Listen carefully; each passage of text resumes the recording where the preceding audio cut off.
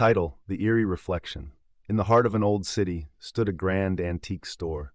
Among its collection lay a peculiar mirror, rumored to show one's deepest fears. Intrigued, Sarah bought it, dismissing the myths as mere shop talk. That night, she placed the mirror in her bedroom. Exhausted, she fell asleep, unaware of the ominous presence it carried. In the dead of night, a distinct sound, like whispered voices, roused her from sleep. Her eyes flicked to the mirror, and her blood ran cold. Instead of her reflection, the mirror showcased her childhood home, long since abandoned and derelict. Then a shadow darted across the mirrored room. Familiar yet distorted, it filled her with a dread she hadn't felt in years. Memories of a traumatic event she'd buried deep within clawed to the surface. Sarah turned away, heart pounding, but the reflection refused to release its grip. The scene in the mirror shifted, showing her teenage self trembling in the corner of that same childhood home.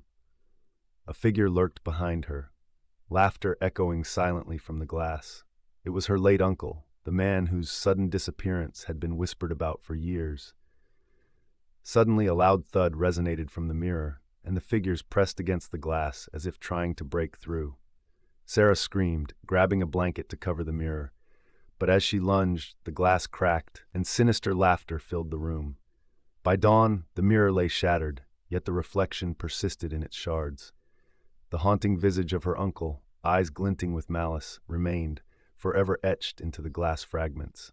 From that day forth, Sarah avoided mirrors, terrified that glimpsing her reflection might open a door to terrors best left forgotten.